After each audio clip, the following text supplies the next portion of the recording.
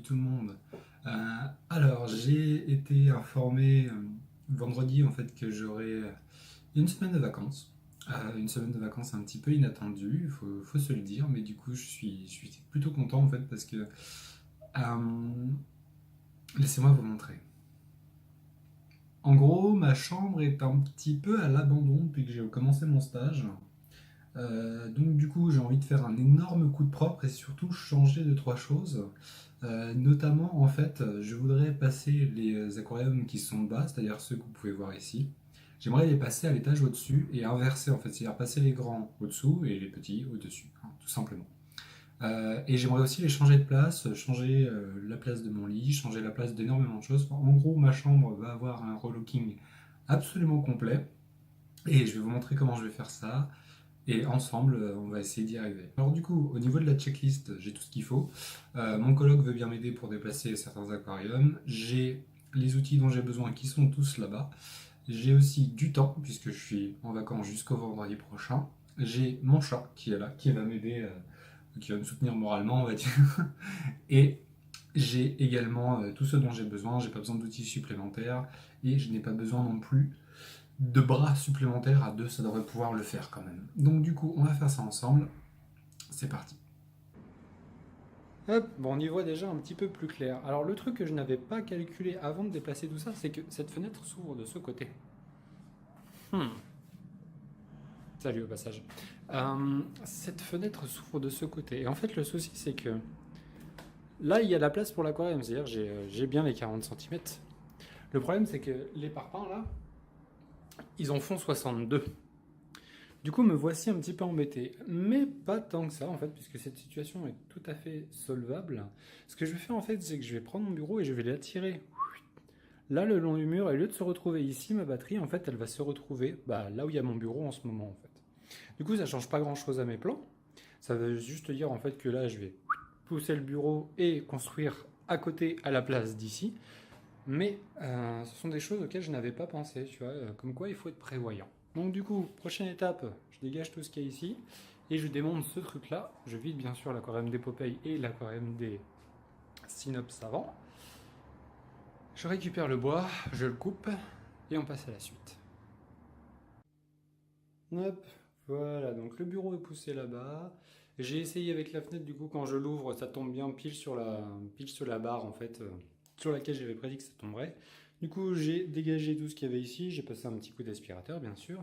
Et maintenant, va falloir attraper les petits Popeye, les petits Synops. Ça va pas être de la tarte en fait, parce que ce couvercle n'a pas de rainure faite pour le maintenir ouvert. Je vais les mettre là-dedans avec quelques plantes, sachant qu'ils vont y rester normalement 24 voire 48 heures. Ça va être un petit peu petit pour les trois, mais normalement on ne devrait pas trop avoir de problème. Alors du coup on prend un peu d'eau là-dedans, on prend quelques plantes et puis on va à la chasse aux Popeye. C'est parti. L'avantage des Popeyes, c'est qu'ils sont quand même assez gros, donc du coup j'en ai pas eu pour plus de 5 minutes. Ils vont être dans cette petite boîte pas trop longtemps, normalement, comme je disais, à peu près 48 heures. J'ai pas mis de plantes parce que du coup ça aurait été vraiment la galère en fait de mettre des plantes en plus. Mais là du coup ils sont là-dedans, il y a un petit peu d'eau, ils sont pas trop stressés, je vais les mettre au calme. En attendant, on va vider ça et l'enlever. Bon, bah ça c'est fait. Voilà, il n'y a plus qu'à appeler le coloc pour qu'il m'aide à descendre ça là-dessus. Alors oui, il y a un genou et un bout de jambe parce que mes jambes commencent déjà à m'emmerder, alors que j'ai à peine commencé. Donc du coup, je descends ça sur une serviette, très important, hein, parce que le moindre débris par terre, vu que c'est à même le verre, ça pourrait casser la cuve. Sur une serviette, on descend ça, on vide ça, on enlève les synapses, on dégage tout ce qu'il y a là-dessus et on démonte. Magie, efficacité colloque certifiée. Donc du coup voilà, ça c'est par terre. Je vais le pousser par là, je vais dégager aussi un peu tout ça. Commencer à démonter ces trucs là, enlever les synapses de là-dedans. Et puis bien sûr commencer à tout installer ici, puisque c'était ça l'objectif de base, ne pas perdre de vue son objectif. Du coup j'ai enlevé les premiers blocs et les premières planches, j'ai tout foutu ici. Comme vous pouvez le voir, hop, ça fait pas trop mal, mais alors du coup j'ai un problème, c'est que comme vous pouvez le voir ici, ce n'est pas droit. Donc du coup je vais devoir corriger là-bas, relever un petit peu le tout pour que en fait ce soit propre, hein, de toute façon qu'il n'y ait pas d'écart sur les aquariums. Donc du coup voilà, hein, c'est la même méthode en fait, c'est juste posé au sol, posé sur les blocs, rien de plus. Alors j'en mets 4, tout simplement parce que l'aquarium que je vais mettre, c'est le grand qui est là-bas. Et donc en fait, il ne va reposer que sur les 3 premiers, et j'aimerais en avoir au moins 3 pour celui-là. Le quatrième sert à quand je vais poser les blocs par-dessus, en fait, je vais tout simplement avoir un espace qui est complètement homogène au niveau du support. Du coup, tac tac, et puis au-dessus, on mettra les petits. Du coup, ça fait 150 de long, ce qui est pile la bonne taille, puisque ça c'est du 75, donc du coup, je vais pouvoir en mettre un là et un là, au-dessus de ce grand aquarium là-bas.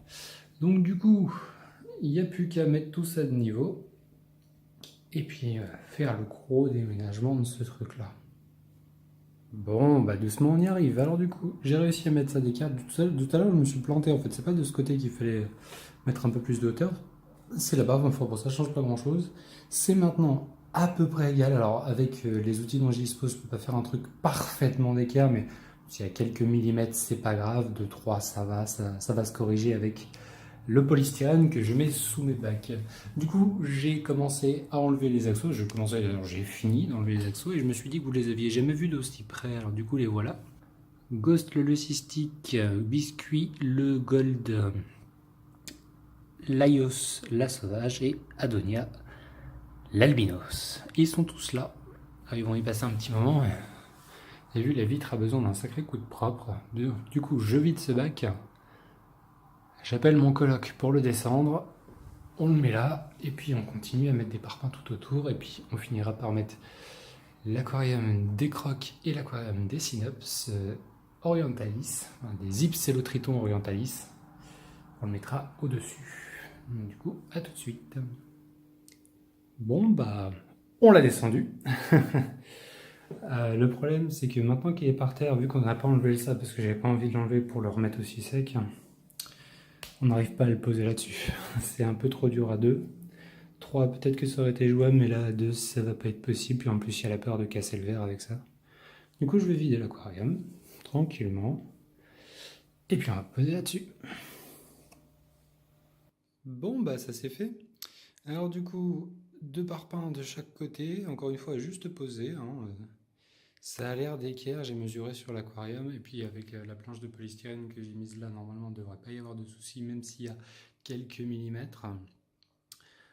J'ai remarqué qu'il y avait pile poil, voire un tout petit peu moins que ce qu'il faut pour permettre de l'ouvrir comme ça. Avec là, en fait, entre le parpaing et le haut, il y a un peu moins de 25 cm et c'est la taille que ça va faire. Un peu moins de 50 cm, pardon, et c'est la taille que ça va faire avec 2 parpaings en plus.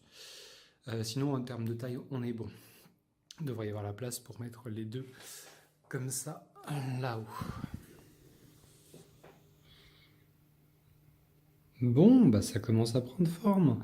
Alors du coup, ce que j'ai fait pour éviter d'être gêné en fait avec l'ouverture du couvercle de cet aquarium, c'est que comme les tortums ne font que 37 cm de large, en fait, j'ai tout calé vers le fond. Et du coup, en fait, je vais avoir largement la place. J'ai mis 1 cm en rab pour les mettre ici. Et du coup, j'ai tout ce qu'il faut comme place pour pouvoir ouvrir ça. Là, mon objectif, ça va être de couper une feuille de polystyrène pour compléter ça.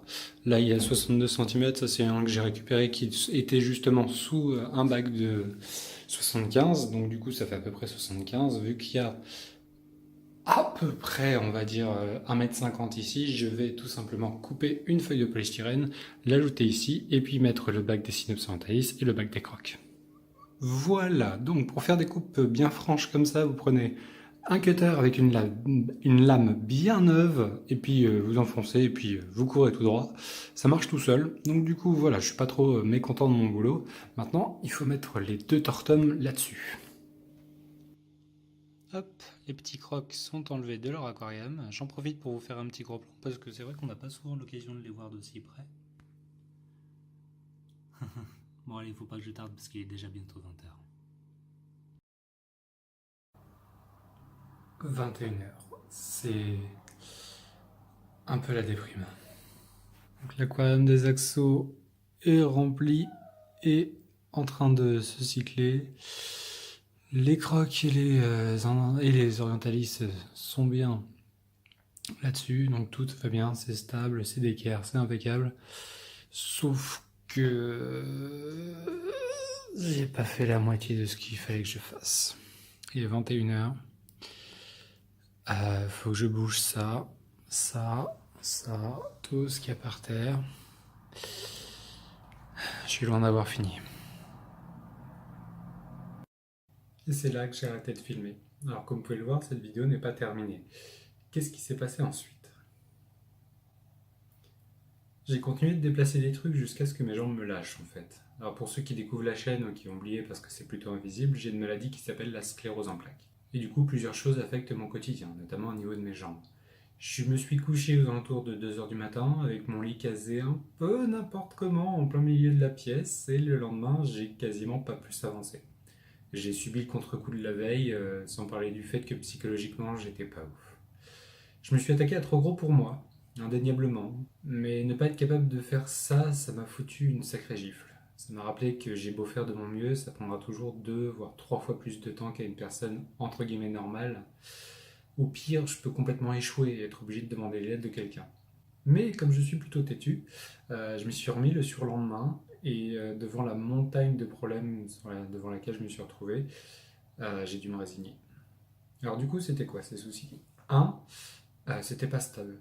Les structures que j'ai faites en fait n'étaient absolument pas stables, c'est-à-dire que ça tenait debout, mais j'avais vraiment peur que si un jour mon chat saute un petit peu violemment dessus, comme c'est son habitude, ou alors si quelqu'un s'appuie dessus par mégarde, ça finisse par terre. Deux, les chevrons ont pour une grande partie vrillé, c'est-à-dire qu'ils se sont tordus, ce qui était probablement la cause du fait que ce n'était pas stable. Et donc du coup, j'avais plus de chevrons, en tout cas pas utilisable de manière safe, et donc du coup, il fallait que je retrouve du bois. 3, je me suis planté dans mes mesures. En gros, normalement, j'avais calé à peu près à 2 cm près chaque chose, sauf que dans ce que j'ai fait, mon lit rentrait nulle part, sauf en plein milieu de la pièce. Alors, je concède que chez certaines personnes, avec le bon décor et tout, ça peut avoir son charme, mais c'est vraiment pas mon délire.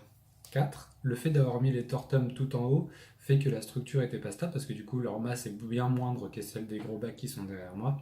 Donc, ça a ajouté encore un cran dans l'instabilité de la structure, en fait. Donc du coup, c'est bien beau d'avoir les petits aquariums en haut, comme ça on peut mieux voir les hirondelles, mais si c'est pour que ça tombe par terre avec l'eau, ça vaut pas le coup.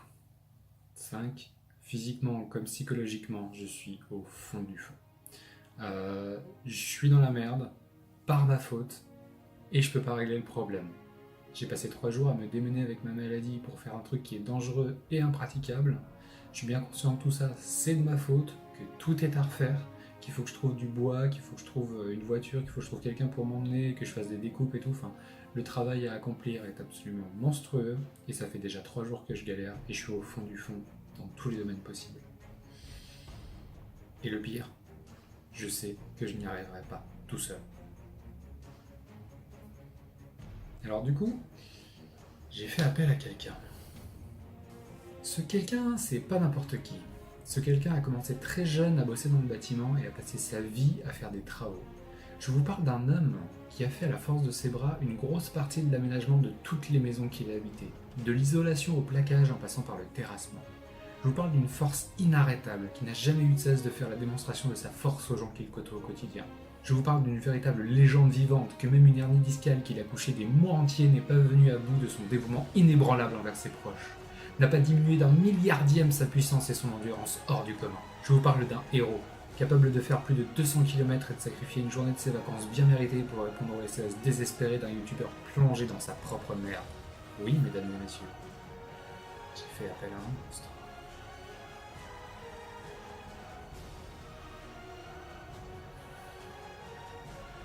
Allô, papa?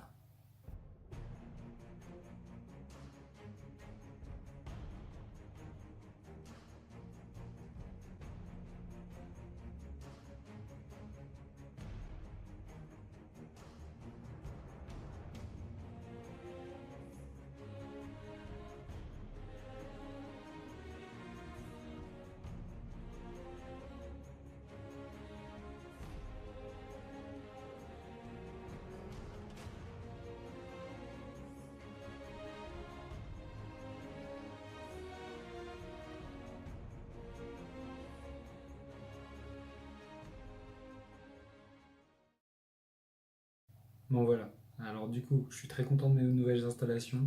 Je voudrais remercier énormément, énormément mon papa qui m'a beaucoup, beaucoup aidé, quasiment tout fait tout seul, hein. Si aujourd'hui j'ai la belle batterie que vous voyez derrière vous, c'est uniquement grâce à lui.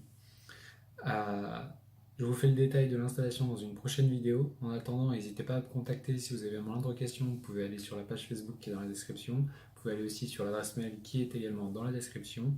N'hésitez pas à lâcher un commentaire, un pouce bleu pour mon papa, ça lui ferait plaisir. Et puis, on se retrouve très bientôt. C'était Twin Chaos.